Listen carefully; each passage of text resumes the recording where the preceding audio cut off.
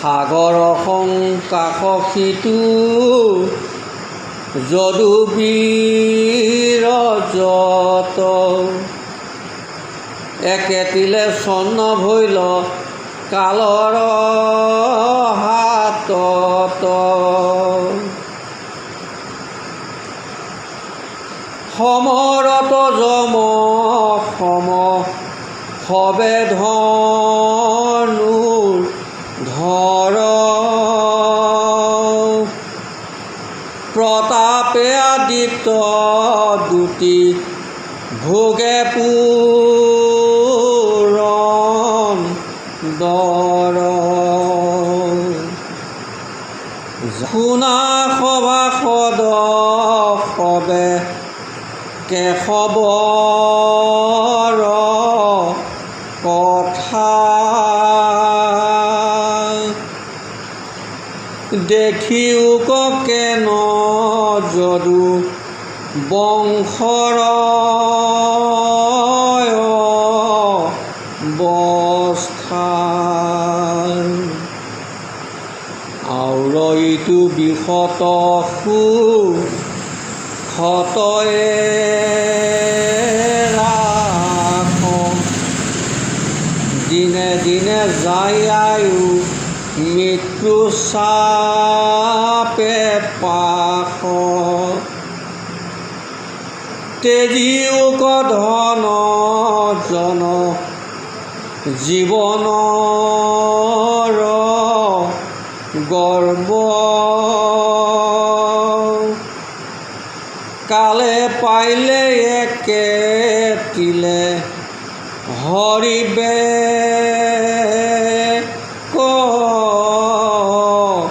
সৰ্ব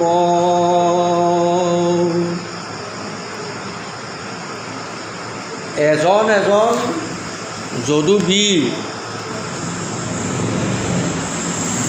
প্ৰতাপে আদিত্য দুটি ভোগে পুৰন্দৰ তেওঁলোকৰ প্ৰতাপ সূৰ্যৰ দৰে আৰু ভোগবিলাক থাকে ইন্দ্ৰৰ দৰে আৰু কিমান যদুবীৰ আছিল সংখ্যাটো দিছেই কিন্তু কি হ'ল কালে একেতিলে সকলোকে সংহাৰ কৰি লৈ গুচি গ'ল গতিকে গুৰুজনাই আমাক কৈছে হে সভাসদগণ তোমালোকেও এই ধন জন যৌৱনক লৈ গৰ্ব নকৰিবা কোন একে পাকতে লৈ গুচি যাব তাৰ কোনো থিয়তা নাই গতিকে মিছা অহংকাৰ মিছা মোহ মিছা গৰ্ব পৰিত্যাগ কৰা কালে পাইলে একতিলে হৰিবেক সৰ্ব সকলো নাশ কৰি পেলাব হয়নে বাৰু আমি মায়াময় বিষয়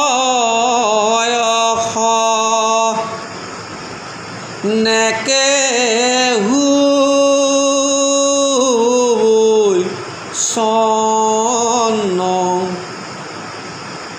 জানিয়া কৃষ্ণৰ পাৱে পখিলো শৰণ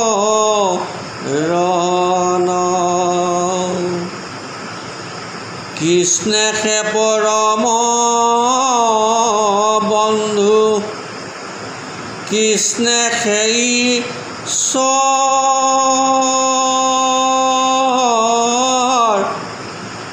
কৃষ্ণে সে পৰম আত্মা সমস্ত লোকৰ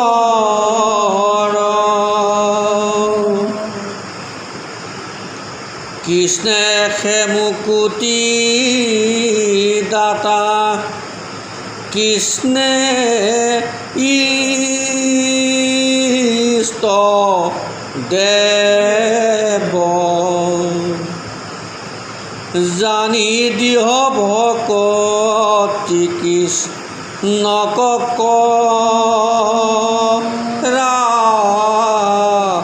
সেৱ গতিকে কৃষ্ণহে পৰম বন্ধু কৃষ্ণহে ঈশ্বৰ কৃষ্ণই আমাৰ পৰম বন্ধু কৃষ্ণ পৰম বন্ধু মানে কৃষ্ণচোন গুচি আহিব কৃষ্ণ আকৌ পৰম বন্ধু ক'ৰ পৰা আহিব কৃষ্ণৰ কথাখিনি আমাৰ পৰম বন্ধু হয়নে এতিয়া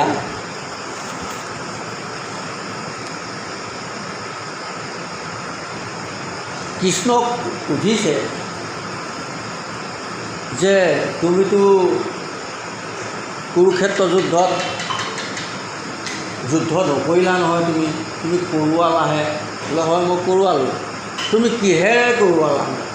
বোলে মোৰ বাক্যৰে কৰোৱালোঁ, মোৰ কথাৰে কৰোৱালোঁ। হয়নে? চব ক্ষেত্ৰতে এই শেষতো গৈ পেলাই সেই যেতিয়া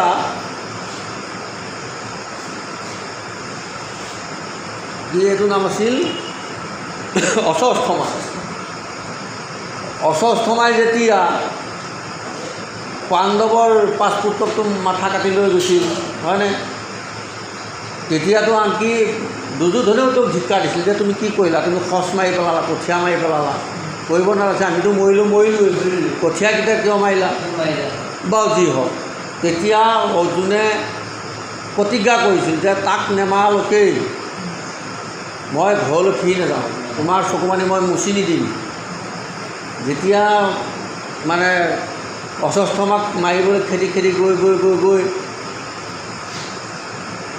গৈ আছে, অশ্বস্থমাই দৌৰি পলাই গৈ আছে। অশ্বস্থমা ভাবিছে যে মোৰ উপায় নাই, এতিয়া মই ব্ৰহ্মাস্ত্ৰ মাৰিব লাগিব। অশ্বস্থমাই ব্ৰহ্মাস্ত্ৰ মাৰি দিলে, একদম চকামকা আমাৰ যেনেকৈ একেবাৰে পৰা বিয়া ভাওনা যেনেকৈ মানে ফটকা ফুটায় তাতকৈ কোটি গুণ বেছি আৰু একে ভমককৈ যেতিয়া জুই একো আহি গ'ল, অৰ্জুনটো ভয় খাই গ'ল। এয়া কি আহিলেও গোসাঁই। এতিয়া কৃষ্ণই কৈছে এয়া ব্ৰহ্মাস্ত্ৰ মাৰিলে, তেতিয়া কৈছে মই কি কৰিম এতিয়া? বোলে তুমিও ওলটাই মাৰা। তেতিয়া ওলটাই যেতিয়া মাৰিছে তাতে নাশ হৈছে। মাৰিছে অৰ্জুনে, মৰাইছে কৃষ্ণই। কিহেৰে? বাক্যৰে। গতিকে এতিয়াও কৃষ্ণ গুচি গ'ল, কিন্তু কৃষ্ণৰ কথাখিনি থাকি গ'ল, বাক্যখিনি থাকি গ'ল। কি হিচাপত? ভাগৱত হিচাপত, হয়নে? হাকিম গুচি যাওক, কথা নাই, হুকুম আছে নহয়, হয়নে? গতিকে হুকুমেই হ'ল আমাৰ পৰম বন্ধু। আমি সেই কথাষাৰ আমি তেনেধৰণে নলওঁ। আমি কৃষ্ণক বিচাৰি নাপাই মূৰ্তি বনাই লৈ তাকেই খুৱাই আছোঁগৈ, পঠিয়াই আছোঁগৈ। একেবাৰে আমি খোৱাৰ আগতে ধুনীয়াকৈ সেই মূৰ্তিকে খুৱাইছোঁগৈ। গোসাঁই তুমি খোৱা। সেই গোসাঁইক খুৱাইছ, এই অনাহত থকা কাৰোবাক খুৱাইছই নাই? তই একদম পূজা কৰি আছ, একেবাৰে ভগৱানক ভোগ দি আছোঁ আৰু সেই সময়তে ভিক্ষাৰী এটা আহিছে, পৰে পিছত আহিবি যা, এতিয়া গোসাঁইক মই খুৱাই লওঁ। হেৰৌ সেইটোৱে গোসাঁই আহিছিল স্বৰ্গদেশত, তাক খুৱাব লাগিছিল। নকওঁ, তোমালোকৰ আস্থা বিশ্বাসক আমি ক'বলৈ নাযাওঁ, এয়া গোসাঁইকো খুওৱা, কিন্তু আচল গোসাঁইকো খুওৱা, চলন্ত গোসাঁইক খুওৱা। নিষ্পভ গোসাঁইজনক খুৱাইছ ভাল কথা, কিন্তু চলন্ত জীৱধাৰী গোসাঁইকো খুওৱা, হয়নে? সেয়েহে আমাক গুৰুজনাই কৈছে যে সেই মানে মূৰ্তিত কেৱল মোক বিচাৰি ফুৰিলে নহ'ব, মোক কথাত বিচাৰা, মোৰ কথাখিনিক পৰম বন্ধু হিচাপে লোৱা। কৃষ্ণকহে পৰম বন্ধু, কৃষ্ণকহে ঈশ্বৰ। গতিকে কৃষ্ণৰ কথাখিনি আমাৰ পৰম বন্ধু। আমি সেই ভাগৱতৰ কথাখিনি সাৰোগত কৰি ল'ব লাগিব, আমি জীৱনত ব্যৱহাৰ কৰিব লাগিব, আমি এই কথাৰে আমাৰ জীৱনটো যাপন কৰিব লাগিব, হয়নে? কৃষ্ণকহে পৰম আত্মা সমস্ত লোকৰ।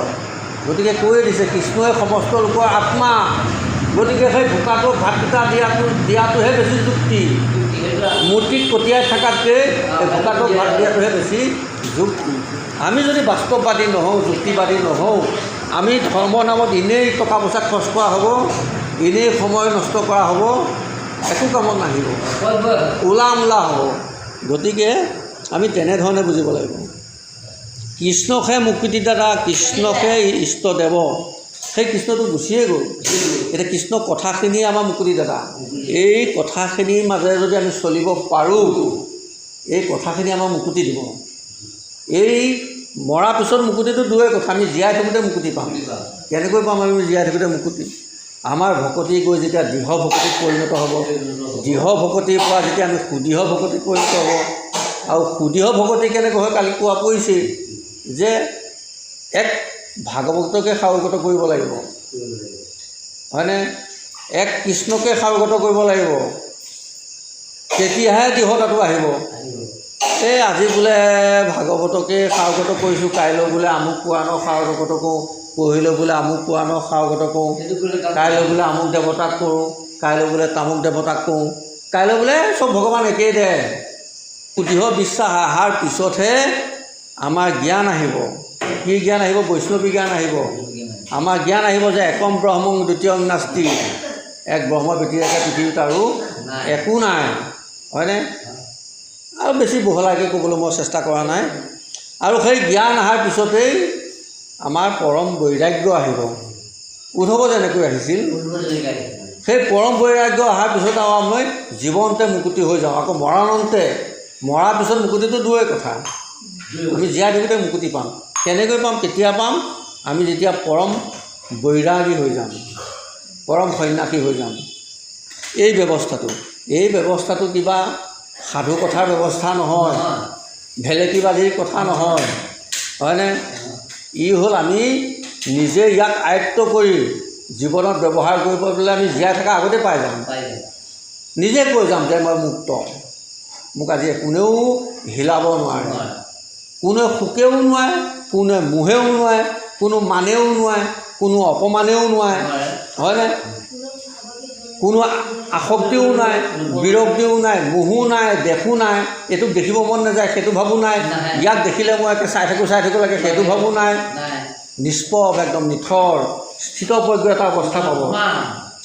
এতিয়া গীতাত অৰ্জুনক কৃষ্ণই কৈছে যে তুমি স্থিতপ্ৰজ্ঞ হোৱা, স্থিতপ্ৰজ্ঞ হোৱা। এই স্থিতপ্ৰজ্ঞ হওঁ বুলিয়ে হৈ যাব পাৰি নেকি? ইয়াৰ ব্যৱস্থাটো হ'ল ভাগৱতৰ কথা সাৰোগত কৰা, ভগৱন্তৰ নাম সাধুসংগ অনুসৰি শ্ৰৱণ কীৰ্তন কৰা, তুমি আপোনা আপুনি স্থিতপ্ৰজ্ঞ হৈ যাবা। স্থিতপ্ৰজ্ঞ হ'ব লাগে বুলি কৈছে, স্থিতপ্ৰজ্ঞ হ'বলৈ কৈছে, কিন্তু কেনেকৈ হ'ম? এই ভাগৱতৰ জৰিয়তে আমি হ'ব লাগিব। যেতিয়া আমি স্থিতপ্ৰজ্ঞ হ'ম, আমি জীৱনটোতে মুক্তি পাম।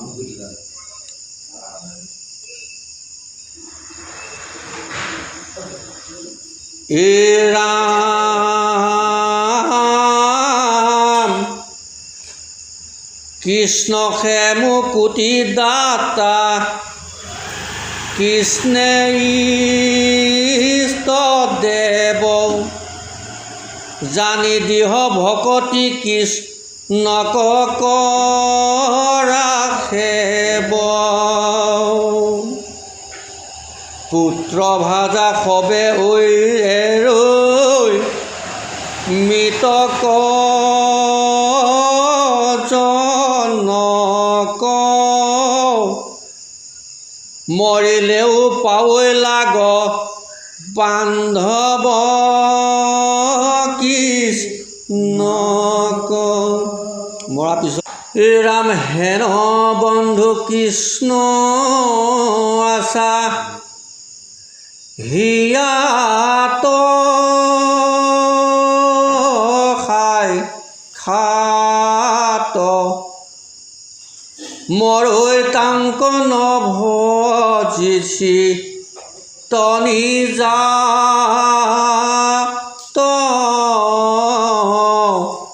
নাত। নাৱৰ তল যায় জলত বিবুধি, যেন ৰোগী মৰৈ কোছে আচন্ত